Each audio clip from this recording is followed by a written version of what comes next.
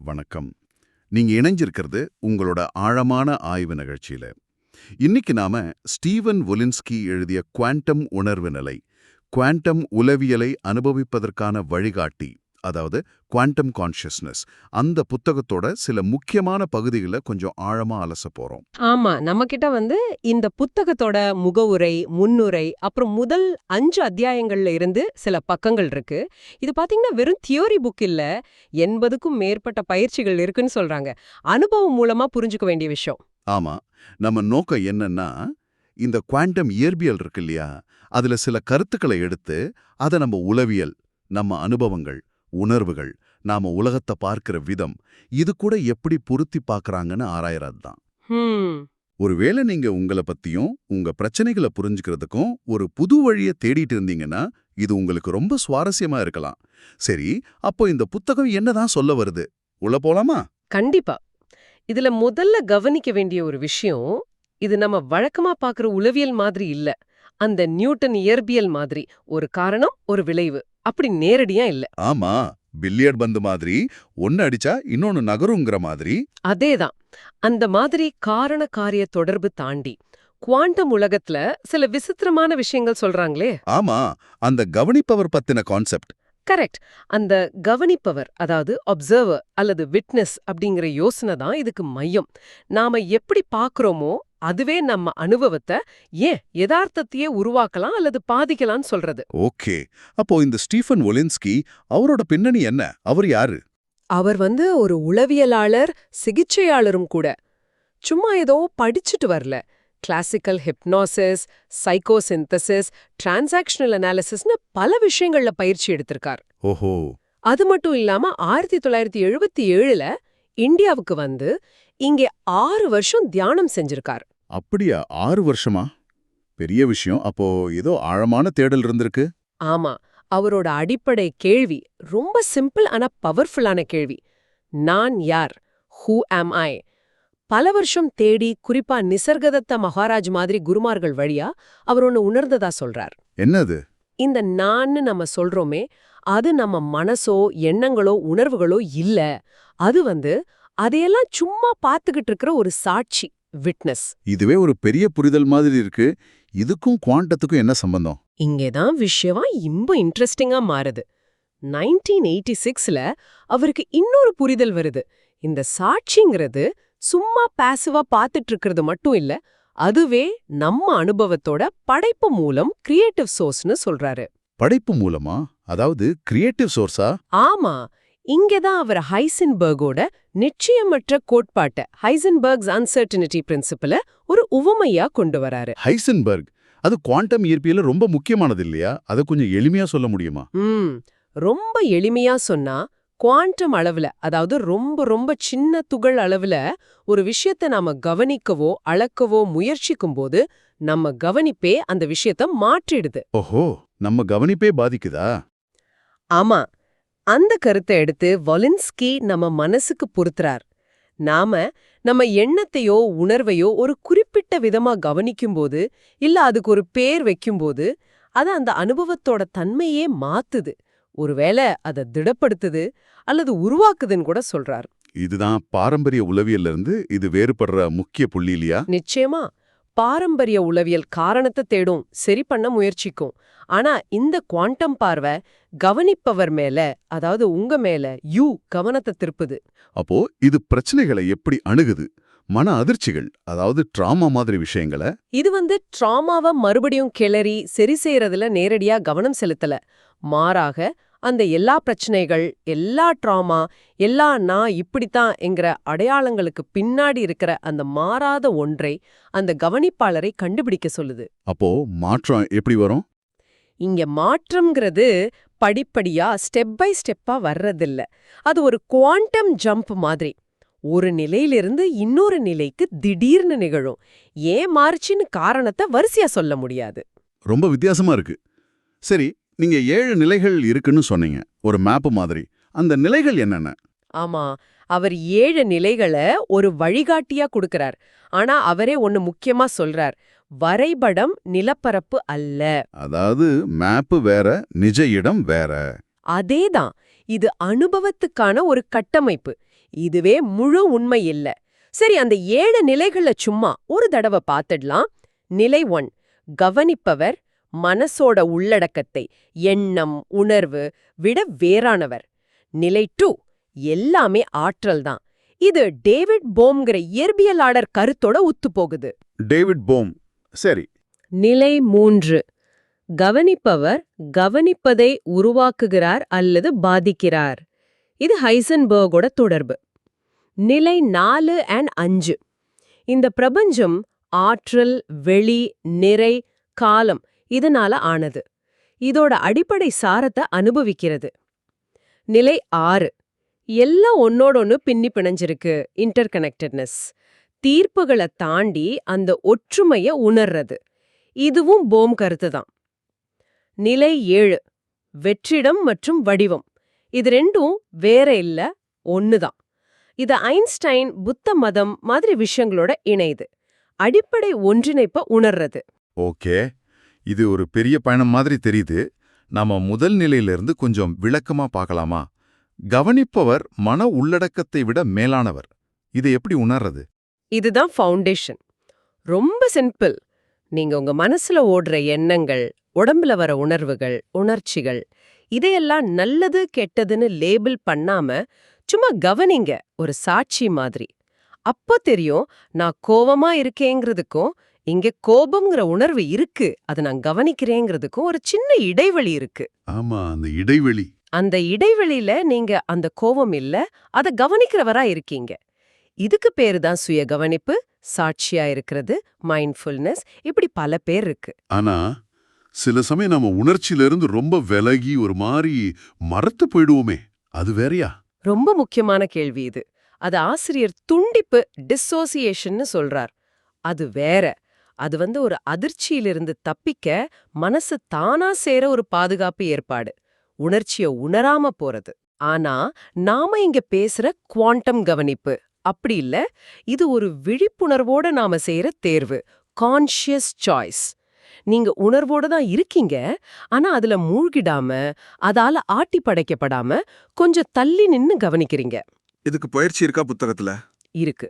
முதல் பயிற்சியே பயிற்சி 1 இத நல்லா உணர்த்தும். உங்களுக்கு சமீபத்துல கஷ்டம் கொடுத்த ஒரு சம்பவத்தை நினைங்க. முதல்ல நீங்களே அதுக்குள்ள மாட்டிட்டு அந்த உணர்ச்சிகளோட சேர்ந்து அதை அனுபவிக்கிற மாதிரி பாருங்க. அப்புறம் கொஞ்ச நேரம் கழிச்சு அதே காட்சிய நீங்க வெளியில இருந்து ஒரு ஸ்கிரீன்ல பாக்குற மாதிரி இல்ல ஒரு நாடகம் பாக்குற மாதிரி கவனிங்க. ஓ, வெளியில இருந்து பாக்குற மாதிரி. ஆமா. இப்போ நீங்க கவனிப்பவர். இந்த 2 பார்வைக்கும் என்ன வித்தியாசம்? உங்க உணர்வு, எண்ணம், உடம்புல என்ன மாறுதுன்னு பாருங்க. பெரும்பாலும் அந்த வெளியில இருந்து பார்க்கும்போது அதோட தாக்கம் கொஞ்சம் குறையும் இல்லையா? கரெக்ட். அந்த தீவிரத்தன்மை குறையும். ஏன்னா நீங்க அதோட ஐடென்டிஃபை ஆகல. சரி, இதே மாதிரி எண்ணங்களுக்கும் பயிற்சி இருக்கு. ஆமா, எண்ணங்கள் ஓயாம ஓடிட்டே இருக்குமே. பயிற்சி 2 and 3 இதுக்கு தான். எண்ணம் எப்படி தானா வருது, கொஞ்ச நேரம் இருக்கு, அப்புறம் போகுதுன்னு கவனிக்கிறது. முக்கியமா ஒரு எண்ணம் முடிஞ்ச அடுத்த எண்ணம் ஆரம்பிக்கிறதுக்கு நடுவுல ஒரு கேப், ஒரு ஸ்பேஸ் இருக்கும். அதை கவனிக்க முடியுதான்னு பாக்குறது. அந்த இடைவெளி. ஆமா. எண்ணங்கள் நீங்க இல்ல. அது வானத்துல மேகம் மாதிரி, கடல்ல அலை மாதிரி வருது போகுதுன்னு பார்க்க ஆரம்பிச்சா நாம அதோட ஒட்டிக்கிறது குறையும். சரி, இது நிலை 1 நம்மள கவனிப்பவரா உணர வைக்குது. அடுத்தது நிலை 2, எல்லாமே ஆற்றல். இது எப்படி உணர்ச்சிகளோட இணையுது? இங்கதான் விஷயம் இன்னும் சுவாரஸ்யமாகுது. நிலை 2 உணர்ச்சிகளை, அதாவது இமோஷன்ஸ், அதுகளை வெறும் இயக்கத்தில் உள்ள ஆற்றல், எனர்ஜி இன் மோஷன் அப்படின்னு பார்க்க சொல்லுது. எனர்ஜி இன் மோஷனா? ஆமா.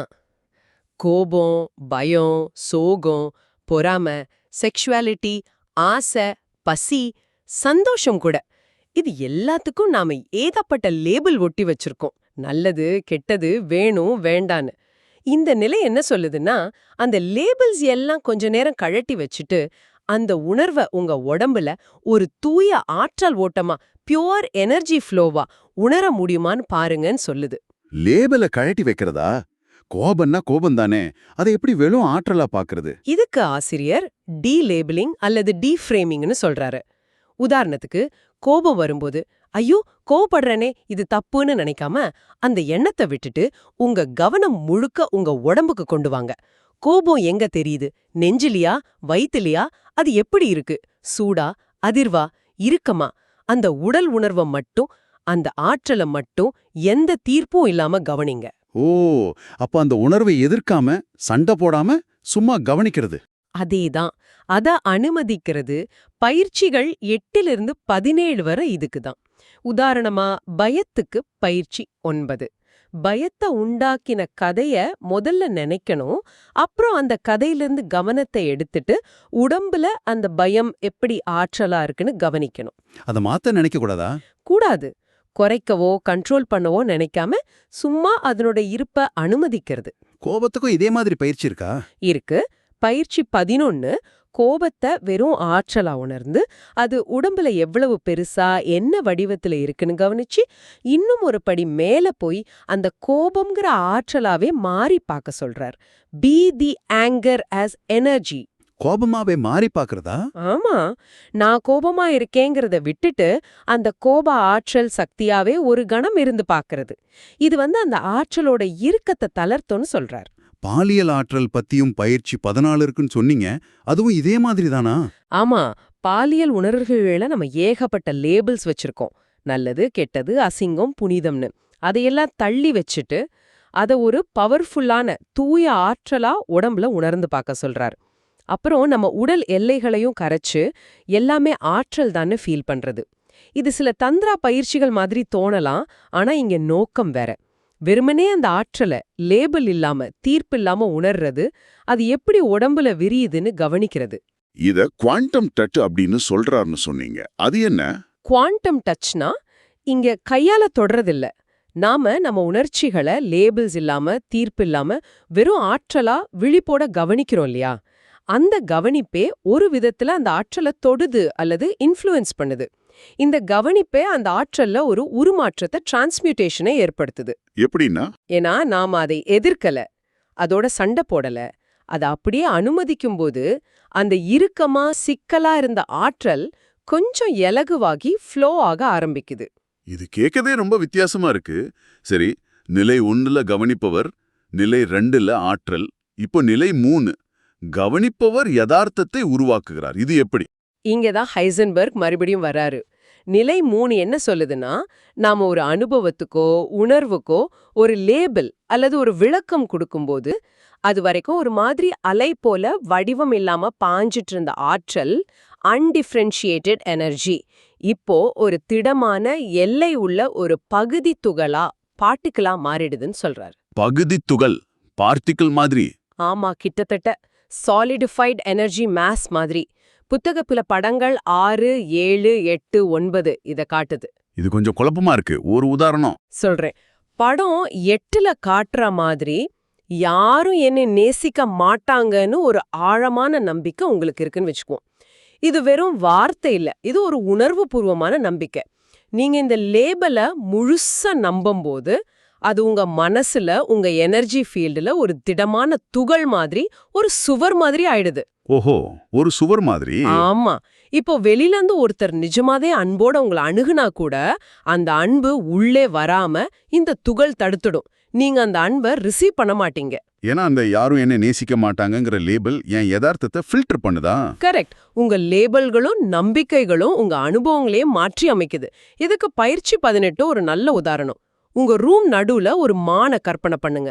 நல்லா பாருங்க. அப்புறம் கவனத்தை எடுத்துட்டு வேற எதையாவது பாருங்க. இப்ப மறுபடியும் அங்க பாருங்க. மான் இருக்கா? இருக்காது. ஏன்னா நான் தான் அதை கற்பனை பண்ணினேன். ஆமா, உங்க கவனிப்பு தான் அந்த அக யதார்த்தத்தை உருவாக்குச்சு, நிலைநிறுத்துச்சு. இது கற்பனைக்கு சரி. உணர்ச்சிகள், நம்பிக்கைகள் விஷயத்துல இது எப்படி? அதுக்கு தான் பயிற்சிகள் 19, 20, 21. நாம போடுற ஒவ்வொரு லேபிளும், இது பயம், இது அநியாயம், நான் தோத்துட்டேன், எப்படி ஒரு குறிப்பிட்ட ஆற்றல் வடிவத்தை ஒரு துகள உருவாக்குதுன்னு கவனிக்க சொல்லுது. நம்ம ஆழமான நம்பிக்கைகளை கூட இப்படி ஆற்றல் துகள்களா பார்க்க முடியுமான்னு டெஸ்ட் பண்ண சொல்லுது. இதுல சூன்ய புள்ளி அப்படின்னு ஒரு கான்செப்ட் ரொம்ப முக்கியம். சூன்ய புள்ளியா? ஆமா, ஒரு தூண்டுதல் வருது. உடனே நம்ம வழக்கம் போல கோவப்படுறோம்னு வச்சுக்குவோம்.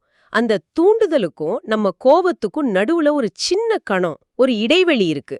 அந்த கணத்துல நம்ம இன்னும் அந்த கோவத்தோட ஒன்னாகல, ஃபியூஸ் ஆகல. அதுதான் சூன்ய புள்ளி. அங்கதான் நமக்கு சாய்ஸ் இருக்கு. ஓ, அந்த ஆட்டோமேட்டிக் ரியாக்ஷனுக்கு முன்னாடி இருக்கிற கணம். அதேதான். அத கழுத்துல விழிப்பா இருந்து கவனிச்சா அந்த பழைய ரியாக்ஷனை பிரேக் பண்ண முடியும், அந்த துகள் உருவாகாம தடுக்க முடியும்னு சொல்றாரு. இது நம்ம பாஸ்ட் எக்ஸ்பீரியன்ஸ் எப்படி நிகழ்காலத்தை பாதிக்குதுங்கிறதையும் விளக்குமா? நீங்க சொன்னீங்களே சிவப்பு காரு. ஆமா, சின்ன வயசுல சிவப்பு கார்ல ஆக்சிடென்ட் ஆகி அந்த அதிர்ச்சி ஒரு துகளா பதிஞ்சிருந்தா வளர்ந்ததுக்கு அப்புறம் ஒவ்வொரு தடவை சிவப்பு காரை பார்த்தாலும் தேவையில்லாம ஒரு பயம் வரலாம். இதுக்கு காரணம் அந்த கார் இல்ல, உங்க மனசுல இருக்கிற அந்த லேபிள் துகள் தான். பயிற்சி 22 இந்த மாதிரி ஆட்டோமேட்டிக் ரியாக்ஷன்ஸை கவனிக்க உதவுது. மொத்தத்துல நாம நம்ம யதார்த்தத்தை எப்படி உருவாக்குறோம்னு இது காட்டுது. இந்த துகள்கள் உருவாகும் போது நம்ம பார்வை சுருங்கிடுது, தேர்வுகள் குறையுது. அந்த லேபிள் எடுத்துட்டு வெறும் ஆற்றலா பார்த்தா அந்த இறுக்கம் குறையுது, நமக்கும் அந்த உணர்வுக்கும் நடுவுல ஒரு ஸ்பேஸ் வருது, தேர்வுக்கான சுதந்திரம் அதிகமாகுது. இதுவரைக்கும் பார்த்த 3 நிலைகளே ரொம்ப ஆழமா இருக்கு. கவனிப்பவர், ஆற்றல், அப்புறம் நம்ம கவனிப்பே யதார்த்தத்தை பாதிக்கிறது. அடுத்த நிலைகள் 4, 5, 6, 7 பத்தி சுருக்கமா சொல்லுங்க. கண்டிப்பா. முதல் 3 நிலைகள் ஒரு நல்ல ஃபவுண்டேஷன். அதுக்கு மேல போற நிலைகள் இன்னும் சூக்ஷ்மமான அனுபவங்களுக்கு கூட்டிட்டு போகுது. நிலை 4, 5 இந்த பிரபஞ்சத்தோட அடிப்படை விஷயங்கள், ஆற்றல், வெளி, நிறை, காலம், இது எல்லாம் நேரடியா அனுபவிக்கிறத பத்தி பேசுது. தியரியா இல்லாம இந்த பிரபஞ்சம் உருவாகிறதுக்கு முன்னாடி இருந்த அந்த ஆதிசாரத்தை, பிரைமோர்டியல் எசன்ஸை உணர்றது. இதுக்கு இன்னும் நுட்பமான பயிற்சிகள் தேவைப்படும். நிலை 6 எல்லாத்துக்கும் நடுவுல இருக்கிற அந்த ஆழமான தொடர்பு, இன்டர்கனெக்டட்னஸ். டேவிட் போம் சொன்ன மாதிரி எல்லாத்துலயும் இருக்குங்கிறத உணர்றது.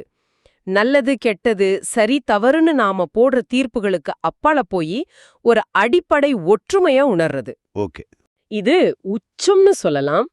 வெற்றிடம் மற்றும் வடிவம், இது ரெண்டும் எப்படி ஒன்னோட ஒன்னு பின்னி பிணைஞ்சிருக்குன்னா அனுபவிக்கிறத பத்தி பேசுது. இது ஐன்ஸ்டீனோட தியரி, புத்த மதத்தோட ஹார்ட் சூத்ரா, வடிவமே வெற்றிடம், வெற்றிடமே வடிவம், இது கூடலாம் ஒத்து போகுது. எல்லா வேறுபாடுகளுக்கும் அடியில இருக்கிற அந்த முழுமையான ஒன்னஸ நேரடியா உணர்ற நிலை. வாவ், இந்த 7 நிலைகளும் உண்மையிலேயே ஒரு பெரிய பயணம்தான். சரி, இதெல்லாம் ரொம்ப சுவாரஸ்யமான கோட்பாடுகள், பயிற்சிகள். ஆனா இப்ப கேட்டுட்டு இருக்க உங்களுக்கு ஒவ்வொருத்தருக்கும் இது எப்படி நடைமுறையில உதவும்? இதுல இருந்து என்ன எடுத்துக்கலாம்? இது நல்ல கேள்வி. முதல்ல உங்க எண்ணங்களும் உணர்வுகளும் நீங்க இல்ல, அது சும்மா வந்து போற விஷயங்கள்னு பிரிச்சு பார்க்க ஆரம்பிச்சாலே அதோட பிடியில இருந்து கொஞ்சம் விடுதலை கிடைக்கும் இல்லையா? ஒரு கஷ்டமான உணர்ச்சி வரும்போது அதுல மூழ்காம, ஓகே இது வெறும் எனர்ஜின்னு கவனிக்க ஆரம்பிச்சா அதோட பவர் கொஞ்சம் குறையுமா? ஒருவேளை.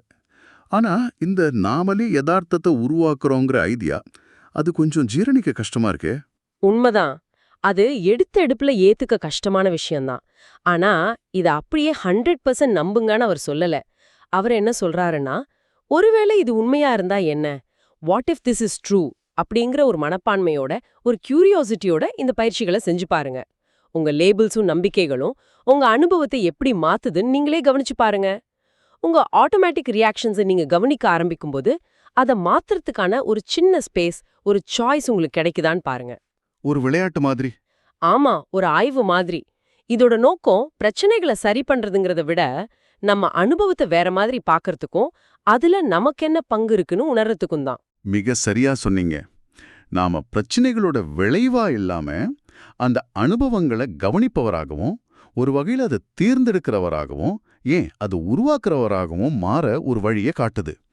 இது சும்மா மனசளவுல செய்யற ஏமாத்து வேலையா இருக்காதா?